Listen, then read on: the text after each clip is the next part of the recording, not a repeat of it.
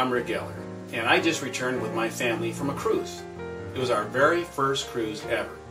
We used the Carnival Cruise Line, and by no means is this a commercial for them. They're not paying me to talk for them. I'm just speaking because I went on a cruise. It had to be Carnival. It could have been anybody else, but we picked Carnival because it fit with our time frame and the location that we wanted to go. The ship we sailed on, Paradise. There you go, Paradise. That was the name of the boat. And we sailed out of Long Beach, went to Catalina Island, down to Ensenada, Mexico, and back to Long Beach. Our cruise started on the 29th of March and ended on April 2nd. Being it was our first cruise, we didn't want to go on too short of a cruise, and we didn't want to go on a long one. So 5 days was just perfect. But there's some things that I learned, and I'm going to share with you. They're going to make your cruising experience more enjoyable. Before you begin your cruise, you need to have one very important document. In fact, everybody in your family needs to have one very important document, and that's a passport. Alien residents living within the United States can use your green card. And God bless you if you're in the United States military, active duty, serving our country for its freedom, use your military ID card. You can get your passport through the post office. Check their website for details.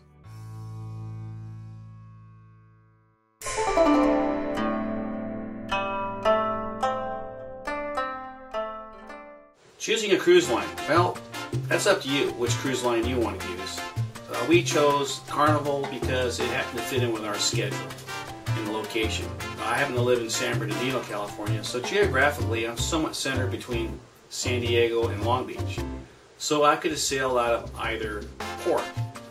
But the time frame that we had as a family with spring break and my wife not being off and being on vacation worked out perfect to take a cruise that went from March 29th through April 2nd. It was a Catalina Island to Ensenada, Mexico, back, and it happened to just work out for us.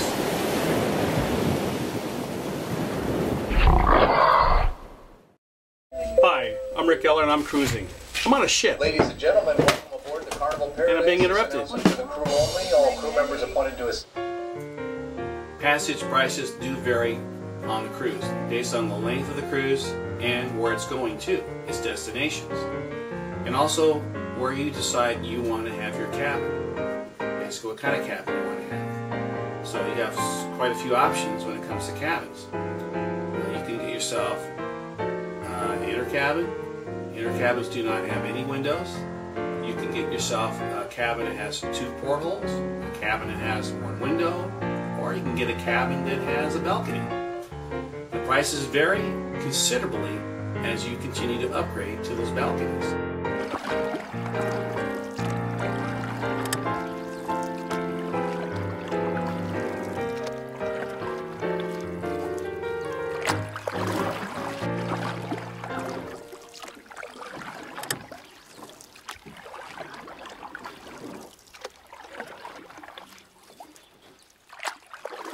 One of the nice things about being on the ship, you don't have to carry cash. You don't have to go around to different stores and buy anything with cash. You can use your sail and sign card. This is what I used to access my room or my cabin, stateroom, whatever they want to call it. This is what I used to identify myself on the ship, both getting on and off the boat. This is what I used when I went to stores to purchase items on the ship. And I still have it, because once you leave the ship, they scan you out and they remove you from their ship's passenger roster.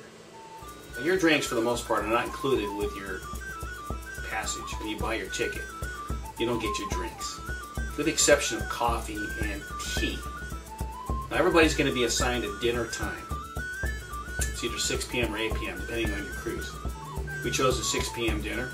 We have a table we go to. It's assigned to us. We sit at it. Table for 8.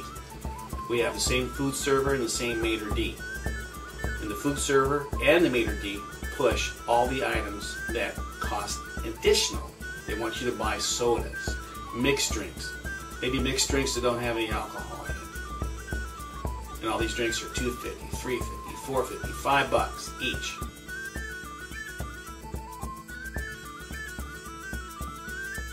say to them, you know what, I would really love a cup of coffee. They kind of ignore you and try to get you to get the other drinks. Then you have to repeat yourself. Is there any reason why I can't have any coffee?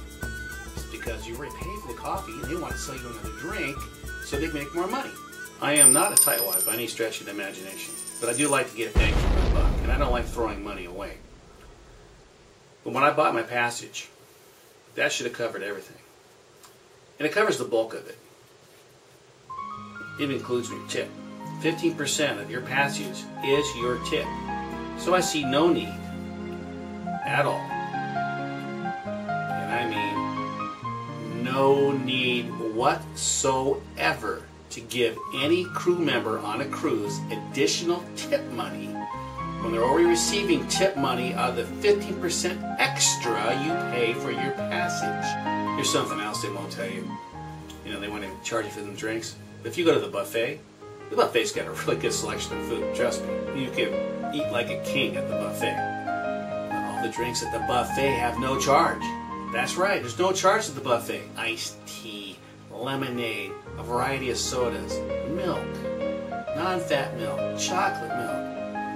No charge. But if I wanted to have those same drinks minus the coffee or the tea at my assigned dinner time at my dinner table, they want to charge me. Give me a break. Here's another way the cruise line will gouge you, screw you over, bend you over the railing, and give it to you in the keister. When you go into port in Mexico, prior to your arrival there, they're going to encourage you to choose a package deal or some kind of excursion to do when you get on the mainland. You know, like, for example, go horseback riding, go in a caravan of jeeps and go off-roading to places you don't normally get to see. Maybe go fishing, play around with golf, all sorts of little things. But if you don't purchase it through the ship, you wait till you get into Ensenada itself, it's like half the price. And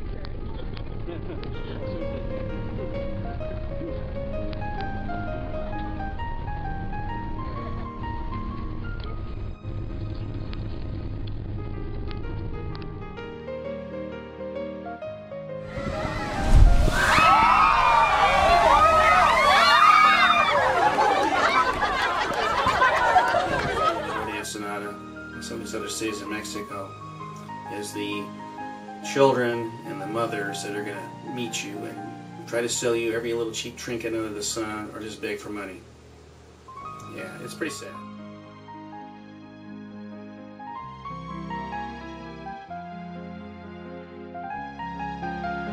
I did enjoy my cruise.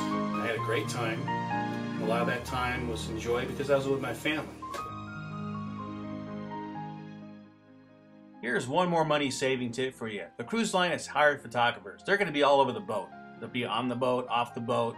When you get on, get off. There'll be different setups on the ship for you to take pictures, but they prefer to take individual shots. I have a family of 4, and if I had known this in the beginning, then I would have gotten a lot of family shots together by their photographers. The option to buy or not is up to you. My suggestion is, if you want to save some money when it comes to the photography by the ship crew, then get together as a group, be prepared, and get your picture taken. And you can always save more money by bringing your own camera. I hope this information has been helpful, beneficial to you. Happy sailing and enjoy your cruise.